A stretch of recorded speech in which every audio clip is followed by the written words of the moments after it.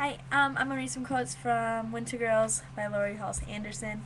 The first quote I'm going to read is on page 220, and it says 89 as in 89 pounds. I could say I'm excited, but that would be a lie. The number doesn't matter. If I got down to 70, I'd want 65. If I weighed 10, I wouldn't be happy until I got down to 5. The only number that would be enough is 0. 0 pounds, 0 life, size 0, double 0, 0 point. 0 in tennis is love. I finally get it. I think this, is very important because, I think, I mean, I think a lot of girls this could relate to because, you know, or even not even girls, like guys too. I think when people try to lose weight, it's like you progress through these goals. Sorry, um, slowly. So you drop 10. You're like, oh, well, let's drop 5 more. After you reach your goal, it's like, or even to maintain it, it's always going to be something. And I think, in her case, in Leah's, I think that, all throughout the book, I just thought that was crazy when she was like, oh, 65, that's what she wants to get to. And I think the fact that she finally realizes that nothing's going to be good enough, I think that's very significant. And, when she says, I finally get it, she knows that, she's going to want to keep dropping pounds. And I think she knows that's going to kill her because she even says 0 life, size 0, double 0, 0 point. I thought it was interesting that she said 0 in tennis is love. I mean, it is, but, you're not going to love yourself because you're going to be dead by the time you get down to 0 pounds. So, I think that quote was very significant. My next one is, it goes on 263 and follows over to 264.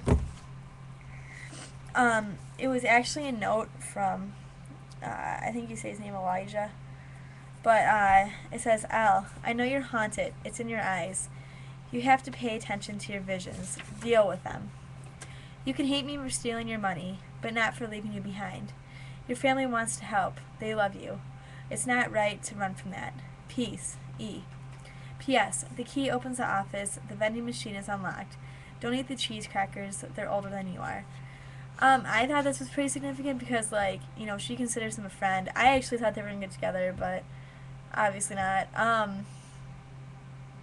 She said she took out about $1,000, and I think if anything, in her situation right now, if I personally was in that, I would flip out.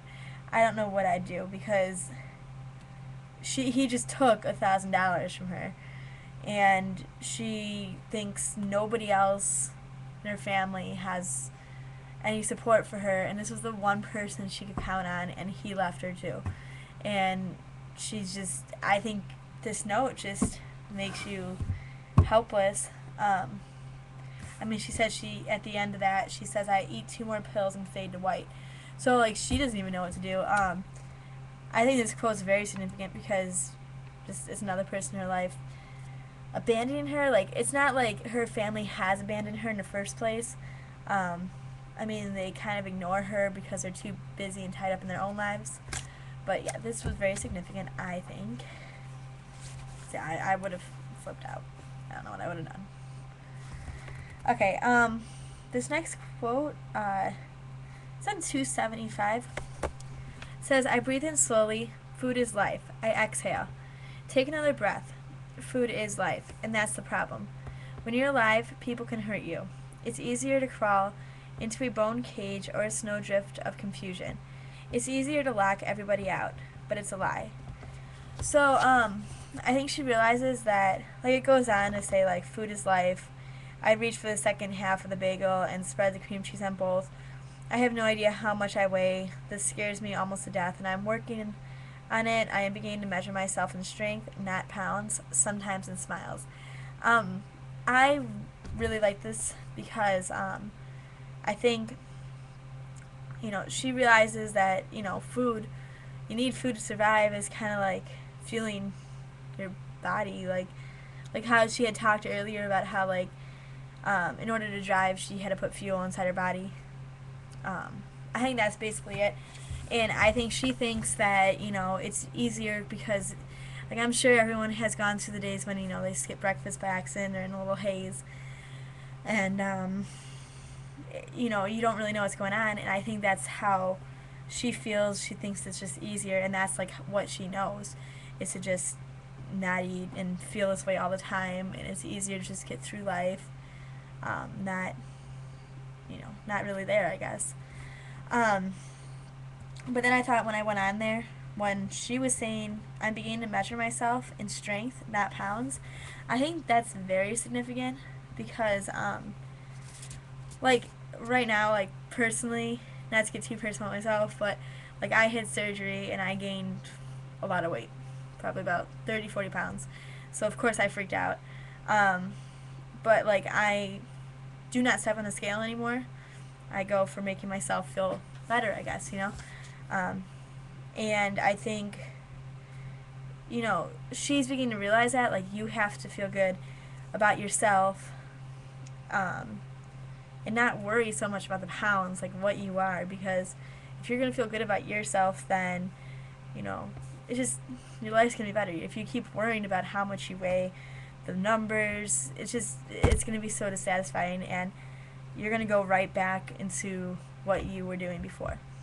So I think that's great, that she's finally realizing that, because it took, even myself a while. I freaked out, obviously, after I gained so much weight, but I think, like, personally with myself, the fact that I don't look at the number anymore just really helps out a lot, and I think, that helped her a lot as well.